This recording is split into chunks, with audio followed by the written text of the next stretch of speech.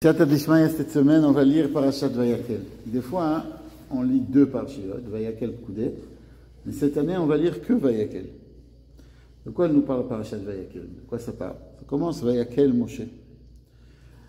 Moshe, il a rassemblé le peuple juif. Quand c'est qu'il a rassemblé le peuple juif, Moshe Rabbeinu?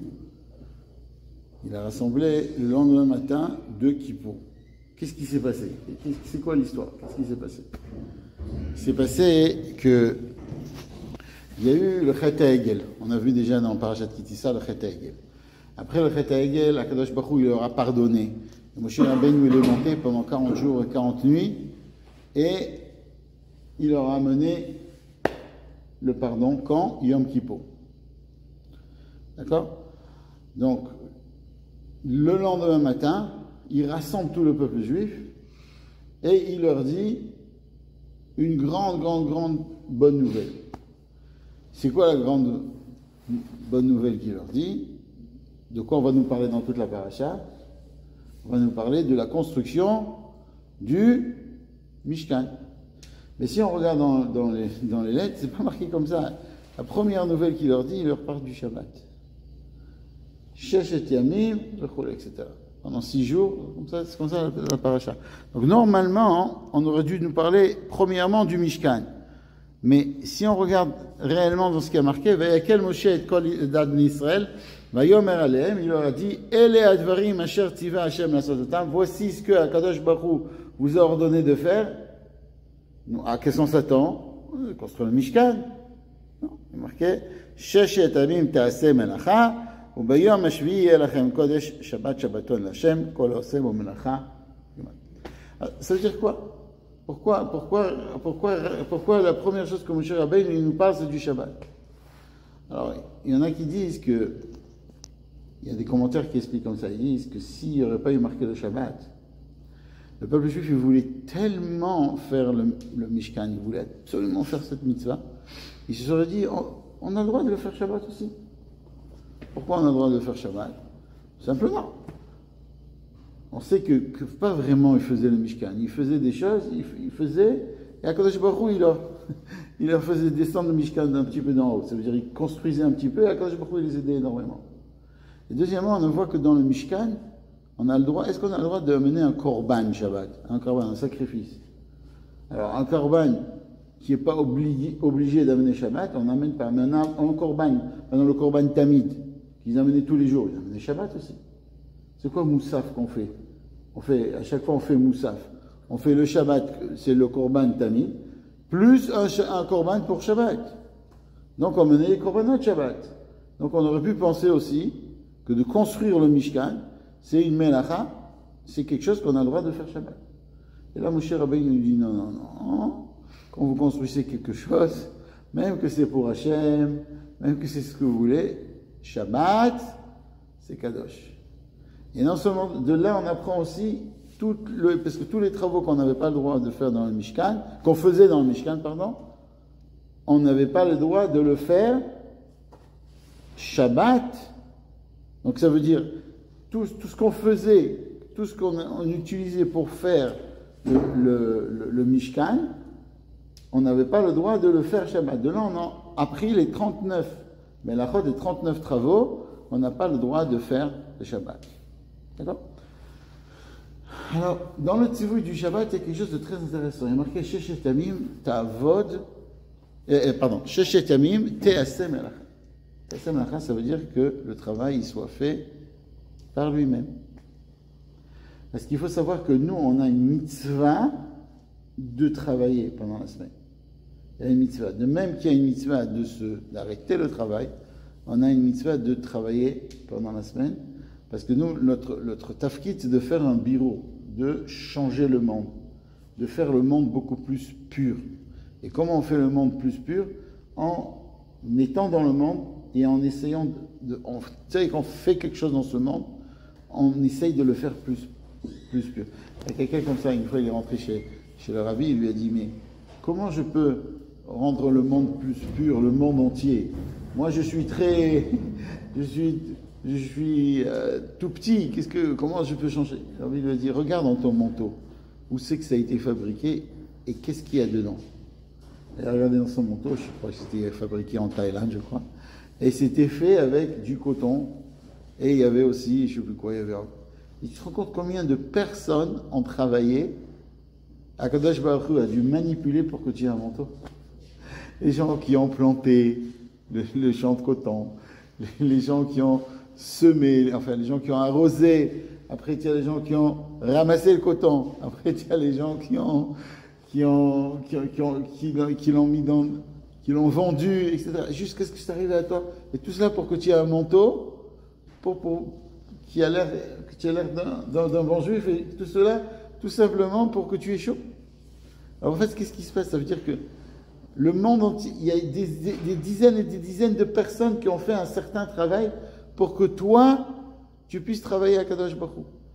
Et en fait, tous ces gens-là qui ont fait ce travail-là pour que tu puisses travailler à Kadosh Baruch Hu, tout cela, ils ont une connexion avec Akadosh Baruch Hu, parce que c'est pour toi que ça a été fait. Donc, on ne s'imagine pas comment on élève le monde en restant dans ce monde et en achetant, en vendant, en faisant quoi que ce soit. En fait, on change tout le monde et on le met beaucoup plus pur et beaucoup mieux. Raconte comme ça qu'il y avait un... Et comme tu dis, maintenant c'est vrai, ils ont fait...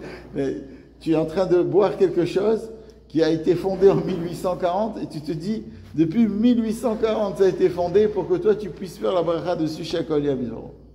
Et ça c'est le lien de Teaseh Melacha. Mais à chaque fois il faut se rappeler que quand on fait une Melacha, c'est comme dans le Mishkan, ça se faisait de lui-même. Nous on fait le cli, on fait l'ustensile, mais il faut à chaque fois se rappeler que la Melacha elle est faite d'elle-même. Encore une fois, il y avait comme ça un enfant qui était très très très en colère contre son père. Il lui a dit, tu verras, moi je vais pouvoir être très riche et je ne prendrai rien de toi. Je ne prendrai rien de toi. Je vais être riche de moi-même. Il a dit, pas de problème. Il est sorti dehors.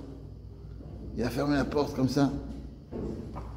Et il était devant comme ça, il était devant, paumé comme ça à la gare.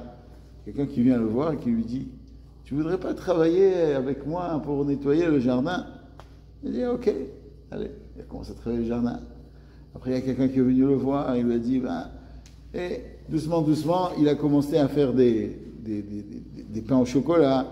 Et puis après, il a essayé à ouvrir un magasin. Il a ouvert un magasin. Et après, son magasin, il a fait faillite. Après, il y a quelqu'un qui est venu le voir et lui a dit, tu sais quoi, au lieu de faire faillite, à la fin, il est devenu très très grand. Il a ouvert plein de succursales de son magasin de pain au chocolat. Et quand il est arrivé au $1 million, première chose qu'il a fait, c'est qu'il est retourné voir son père. Il lui a dit, tu vois, j'avais pas besoin de toi. J'ai réussi à faire tout seul. Son père, il répond, il dit, mais attends, qui c'est que tu crois qui t'a amené, le monsieur qui est venu te sauver quand tu étais à la gare? Qui c'est que tu crois qui était tellement intéressé de t'aider à construire un magasin où tu vas faire du pain au chocolat? Et qui c'est que tu crois qui t'a donné? Lui, il a cru que c'était tout lui qui faisait, mais en fait, c'était son père qui était derrière et qui le faisait bouger. Et ça, c'est un peu ce que nous, on a avec Akadosh. C'est pas un peu, c'est exactement ce qu'on a avec Akadosh Baruch Hu. Nous, on croit qu'on fait des choses, c'est Akadosh Baruch Hu qui les fait pour nous. Mais Hachem, il veut qu'on fasse cette chose-là. Il a envie que nous, on fasse quelque chose pour faire bouger les choses, et après Hachem nous aide. Donc, Teaseh Melacha, ça fait partie, si on veut, de la volonté divine qu'on fasse notre tafkid, notre rôle dans le monde. Une autre question que tous les commentaires se posent dans le Parashat Vayakel, c'est une très grande question, c'est comment se fait-il qu'on nous répète les mêmes choses qu'on a dit à peu près dans la Parashat Trouma et dans la Parashat Tetzavé. D'accord? On nous répète, les psukim ils se répètent. Non seulement ils se répètent, et on a dans Trouma, Tetzavé, Kitissa, et Vayakel Pekoudé, ça se répète. Attends, il faut savoir, la Torah elle est tellement exacte, elle est tellement, chaque mot, il y a un pasouk où parce que c'est marqué comme ça, et c'est pas marqué comme ça, on apprend, c'est à la chala, c'est à la chala.